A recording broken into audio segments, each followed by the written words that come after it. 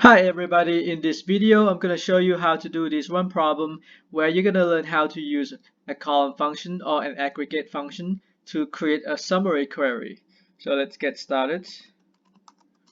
We start with a select clause, and because on this query we want to basically find out the top 10 vendors who paid the most, or in other words with the highest sum of payment.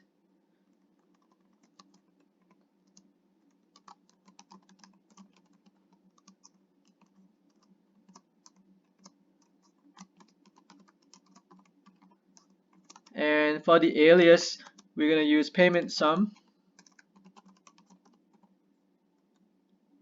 Because vendor name is from the vendors table and payment total is from the invoices table, so we have to join them. Let's say I want to create V as an alias for vendors and I for the alias for the invoices table. Once you create an alias for a table, you actually have to use that alias throughout your whole statement. Otherwise, you're going to get an error message.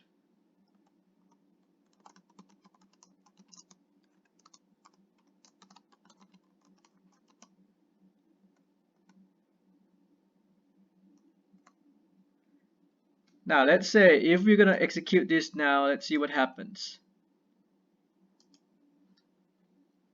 So we have a problem with this. So right now it says vendor name is invalid in the select list because it is not contained in either an aggregate function or the group by clause. Now let's think about this, because on this problem we want to find out top 10 vendor names along with the amount of the sum of the payment total.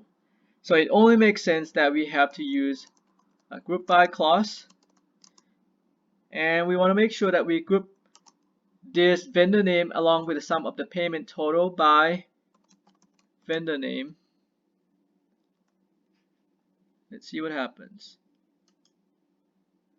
So are these the top 10 vendors with the highest sum of payment total? Well, anytime when you use a top clause, you actually have to use an order by clause, because otherwise then the order of the records will be just the original order of the records in that table. This time we actually want to get top 10 vendors who paid the most. So we have to order all these records based on the sum of the payment total, or the second column in descending, because we want to display highest first. As you can see, the result is going to be different. And that's it for this video.